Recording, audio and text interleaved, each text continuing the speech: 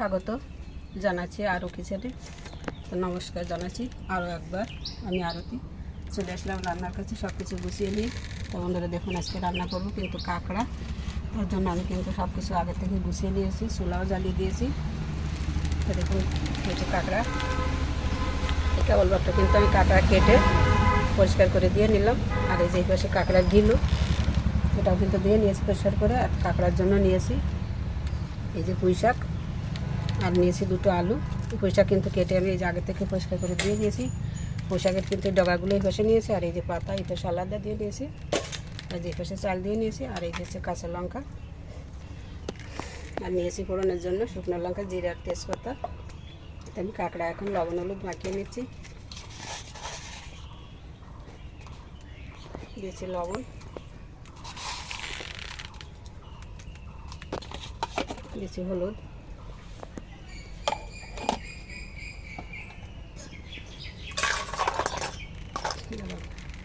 মেখে নিচ্ছি। এগুলো নিয়ে নিই, ফ্রিজে কিছু রেখে দিলাম। আর এই যে এখন এগুলো দিয়ে রান্না করবো, তাই নিয়ে নিলাম। তেল তো খুব সুন্দর গরম হয়ে গেছে। আমি এখন ফোড়নে দিয়ে দিচ্ছি শুকনো লঙ্কা, তেজপাতা,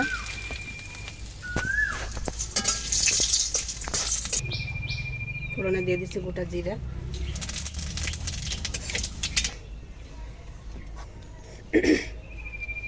ফোড়ন তো ভালো করে ভেজে নিলাম। দিয়ে দিচ্ছি কাঁকড়াগুলো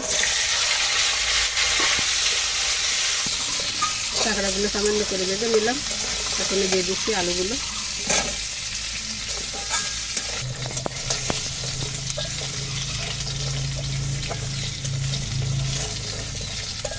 কাঁকড়া দিয়ে আলু দিয়ে তো ভালো করে ভেজে নিলাম। এখন দিয়ে দিচ্ছি এই পুঁই শাকের ডাঁটাগুলো।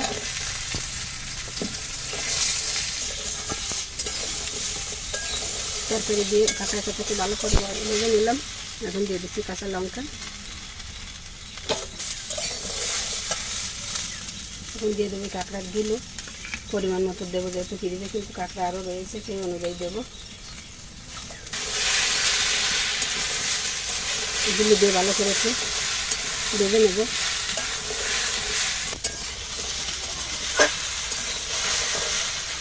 সামান্য একটু গরম জল দিয়ে দিচ্ছি এখান থেকে।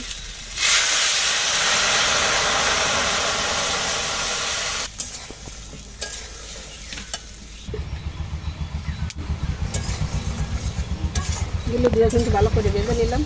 এখন দিয়ে দেবো এই শাকগুলো, এই পুঁই শাকের পাতা,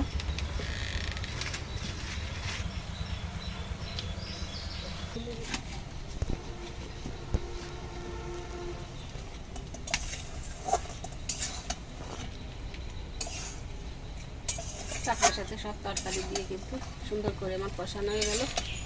এখন আমি আর একটু গরম জল দিয়ে দেবো। ওকে,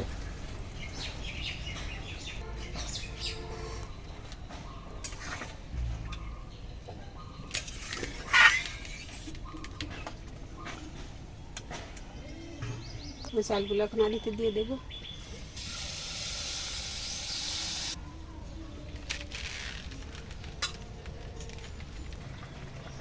তরকারিতে খুব সুন্দর জাল উঠে গেছে দেখুন, গরম জল দেওয়ার সাথে সাথেই। এখন দিয়ে দিচ্ছি লবণ পরিমাণ মতন, চামচ হলুদ, ভালো করে নেড়ে ছেড়ে মিশিয়ে নিচ্ছি। ঢাকা দিয়ে রান্না করবো। মিলন ছিটে যায় মানে। ভালো করে তো নেড়ে ছেড়ে মিশিয়ে নিলাম। এখন ঢাকা দিয়ে দিচ্ছি, সাথেই থাকুন।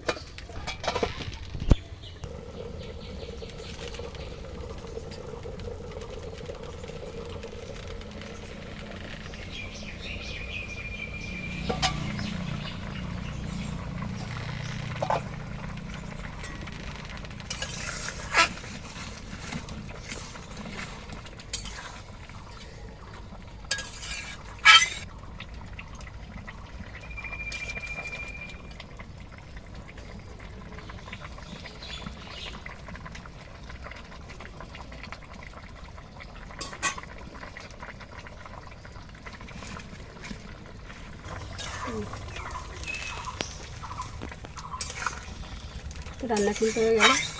সবশেষে আমি কিন্তু বাজার জিরার গুঁড়া দিয়ে দেবো, তারপর নামিয়ে দেবো। চামচ জিরার গুঁড়ি, তো গরমে কাঁকড়া কিন্তু একটু ক্ষতিকর, তার জন্য কিন্তু একদম মশলা ছাড়াই বলা যায় একদম সিম্পলভাবে রান্না করলাম, স্বাস্থ্যসম্মতভাবে। তো বন্ধুরা, এইভাবে আপনারা বাসায় ট্রাই করে দেখুন, খেতে কিন্তু অসাধারণ হয়। আর আমার এই রান্না কেমন লাগলো আপনাদের কাছে? যদি আপনাদের একটু মন ছুঁয়ে যায় তাহলে চ্যানেলটিকে সাবস্ক্রাইব করবেন, ফেসবুক থেকে যারা দেখবেন ফলো দিয়ে রাখবেন। তো বন্ধুরা, রান্না দেখতে দেখতে যদি ভালো লাগে তো আমাদের চ্যানেলের সাথেই থাকবেন, দেখতে থাকবেন এভাবে নিত্য নতুন রান্নার রেসিপিগুলো। তো আমি এখন কথা বলতে বলতে রান্না তো শেষের পর্যায়ে পৌঁছে গেলাম। তো এখন নামিয়ে নিচ্ছি তরকারি। ভাতও কিনতে হয়ে গেছে, ভাত নামিয়ে নেব একসাথে।